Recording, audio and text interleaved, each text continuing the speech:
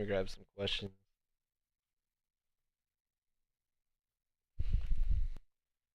All right, you ready for this, man? I hope so. All right, all right. So, give me 1 second.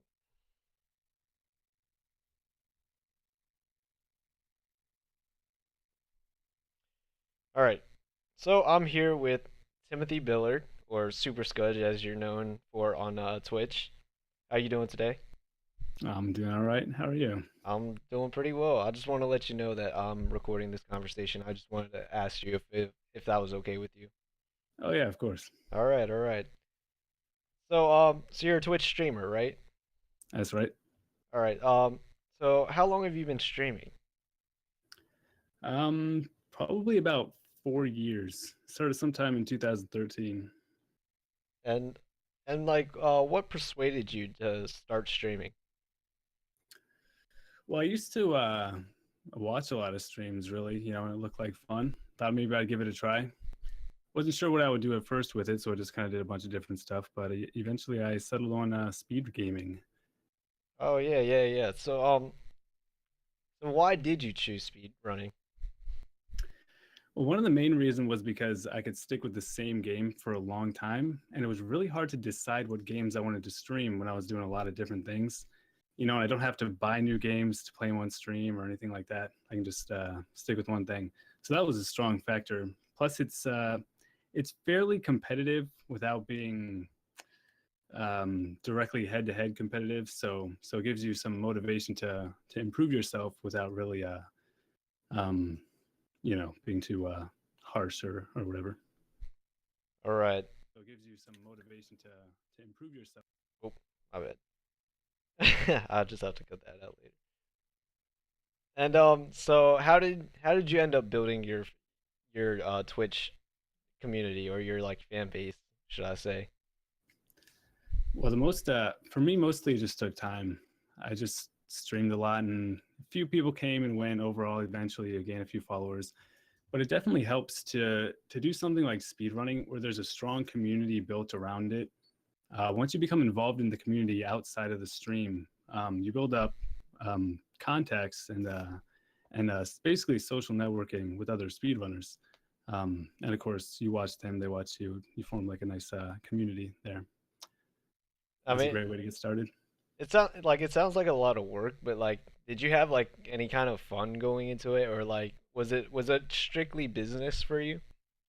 Oh no, no. I mean, I've I've hardly made any money doing it at all. It's almost exclusively for fun for me. Yeah. All right, all right. And so like, how many viewers would you say on average that you get? Normally, I'd say 30s to 40s, depending on who else is on. If there's a lot of other people streaming the same game, then there's more competition. But on a good day, maybe 60 or so. All right. And so what kind of what's your goal when you start streaming? Like what do you hope to accomplish? Well, one of the main goals is to improve as a speedrunner. Um, but I do hope to grow my viewer base more. Maybe become partnered on Twitch, make a little side income there. All right. And so do you notice like any patterns, or like first I should probably ask you like what do you define as like a successful streamer? Oh man, well, it's very personal. Some people don't stream to try to get a lot of viewers or to try to make any money doing it. It's purely just so that they can show what they're doing. And if they're happy doing that, then that's really the most important thing. Is if they make their own goals, if they achieve their own goals, then that makes them successful. All right, all right. And but do you notice like any patterns between like those with like more followers that would be like commercially successful rather than like small time streamers? Like is there any patterns in between? Um, well, yeah, there is. I mean, personality is a big part of it.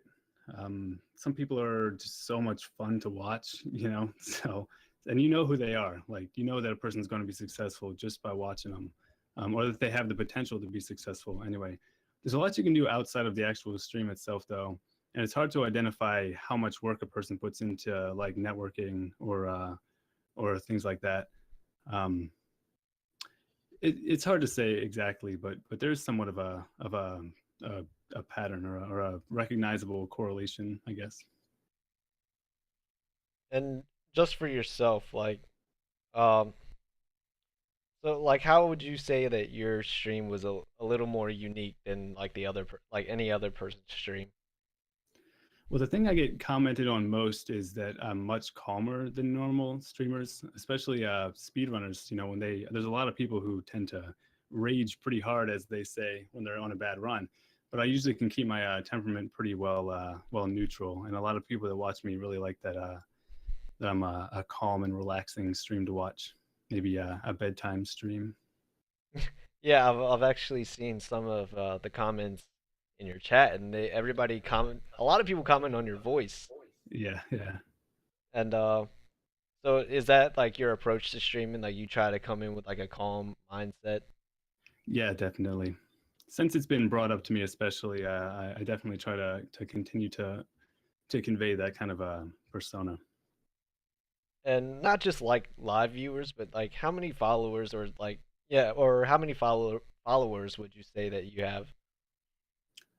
On Twitch, I have like just under 2,000 followers right now. Wow, that's amazing. That's awesome. And so your equipment, like so you work with like older games, right? Like older games on older consoles like Super Nintendo. Yeah. And so how does your equipment end up benefiting your stream? Oh well, I wouldn't be able to broadcast from a Super Nintendo console without additional equipment. I have a USB dongle that I can hook up to.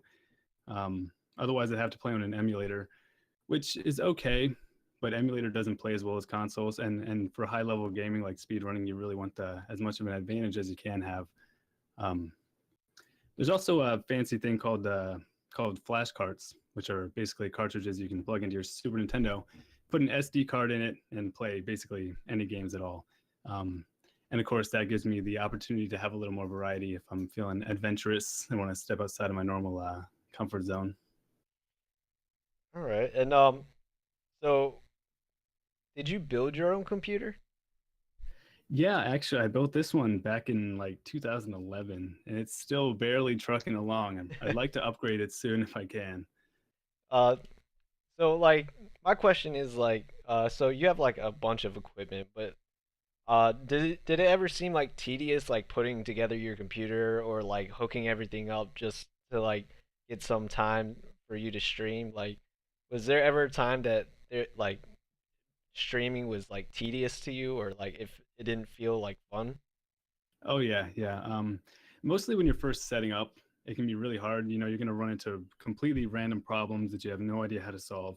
Once it's all set up, you'd expect it to work normally, but every once in a while, like I still get like random computer crashes, or I downloaded a new version of the broadcasting software, and suddenly my audio and video would desync every time I streamed, and and I had no idea why. So it would be really nice if I could just turn it on and just go every time. But every once in a while, new problems show up, and yeah, they're very tedious. But once you've resolved them, usually they stay resolved at least for a while. So And that's like so what would you say that like your work ethic and your equipment say about like your commitment to streaming? well, um, well, I didn't put nearly as much effort into it. I think as a lot of people do. So people who will go very far, making sure they have top of the line equipment for visual quality and everything. And I know have generally a visually lower quality stream than a lot of people. Um, so I didn't quite go that far, since I put more priority into the gameplay, I think, than that element of the stream. So do you think like the lower quality of your stream, do you think that will affect your audiences? Like do you think people will like not like your stream because of the low quality? I think there are some people who take that kind of thing very seriously, and they're very good at identifying even very small technical issues like that. So if there's something more noticeable to a larger audience, I think maybe it would affect the quality of the stream in some viewers' eyes for sure. And so when I'm listening to your stream, I hear you talk about like a lot of facts. They're just like random facts sometimes. Like you'll know you'll know the like the probability of like an arrow drop from like a certain Yeah. enemy. And I was wondering like how was it learning all these kind of facts? Well, like was it tough for you or like how much time did you spend trying to learn like how to speed run to like this precise like I can't explain it, but I know. it looks insane, yeah. Yeah, I actually had a really strong interest in this when I first started doing it. So it wasn't much of a challenge to learn. I was actually very passionate about it. Um, so I started learning about the different tools that speedrunners use, and we call it TASers, which is people who make tool-assisted speedruns, and ROM hacking, and like basically looking into the code of the game. And it was actually just a great hobby that I had. So I actually kind of have a reputation in the Link to the Past speedrunning community. Like they've nicknamed me the professor because I've gone so far researching stuff like this. All right. So would you say your knowledge of like intricate facts about this game, would you say that's like let's say somebody else, another streamer was doing Zelda A Link to the Past, would they have this knowledge also? Like is it common for other streamers to have this knowledge, especially in speedrunning? The stuff that's the most impactful to the run, that kind of information generally gets propagated the most broadly. So some of it, a lot of high level speedrunners will definitely know, but I definitely know some obscure facts that nobody needs to know at all. But for some reason, I know them anyway. All right. And so but you enjoy that kind of stuff. Like you enjoy learning and taking the time out of your day to like actually learn these kind of facts, right? Oh yeah, yeah, definitely. And this it might sound kind of strange, but how familiar are you with Twitch emojis? I know a lot of them. Like, do you like research like the origins of these emojis or like because I find No, myself trying to do that sometimes and it gets a little confusing. I do know the origin of some of them. I haven't gone quite so far as to do like research, but you kind of hear things when you're hanging out in chats long enough. And final and like not finally, but how how do you keep yourself interested in the same game? Like you play this game repetitively and like you just I don't like it's been how many years since you've been playing this game? Well, I played this game in the mid 90s originally, and it's been one of my favorite games for a very long time. But I didn't play it for several years because I just, after playing through it for a few years, I kind of got bored with it. So when I started, I discovered speed running, and I was trying to consider what game I would try to run. This was obviously uh, one of the first choices that came to my mind because I liked it so much, in my childhood. And speedrunning has brought a whole new level of depth to the enjoyment that I can get out of it. Always exploring and always trying to find new things and play better. Has kept it interesting to me for a very long time. And so how would you say speedrunning like the community or just like the archetype of streaming, like speedrun streams, how are they different from let's say like what's one of the most like a League of Legends stream?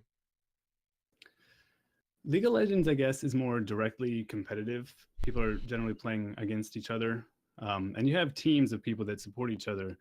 But in the speedrunning community, every single person supports each other completely, and we all try to make each other better. Even though we are trying to beat each other's times, there's a much more encompassing feeling of support from the community, I think. And you participated, was it AGDQ, Awesome Games Done Quick 2016, I believe, or 2000? Yeah, that's right. Oh, so tell me a little bit about that experience. Well, one of the things that I did, in researching the game was I was learning about new glitches, and I actually, experimented and explored and tried to find new ones all the time. Um, and I'd heard that there was a speedrun category called reverse boss order, which exists in some games, but supposedly wasn't possible in A Link to the Past. Well, I took that as a personal challenge and invested a lot of time to try to make it possible. And completing the first reverse boss order run for this game is probably one of my biggest accomplishments in this speedrunning scene. So Um, I practiced it a lot. I tried to improve it a lot. Submitted it to AGDQ as a race. It got accepted. I don't think my performance there was up to my own standards, but I'm really glad that the run itself got to be displayed to such a large audience. So you were actually the first one to do reverse false order for Zelda: A Link to the Past. Yep. That is amazing. And so doing all this research, did you like feel like it was like a bunch of work, or like was it fun to do all this research to try to accomplish this goal? Well, a lot of the time spent was just thinking about possible things that could work, and then trying them and failing them or whatever. Um, but I mean, it comes from a place of a passion. It's not like I do this because I have to do it. Like I'm really interested in the elements that build up this kind of a project. So yeah, it's definitely more fun than tedious for me. All right, man. Well, thank you for answering all my questions. It's great talking to you. Um, yeah, man. Thank you for stopping by. Yeah, no problem.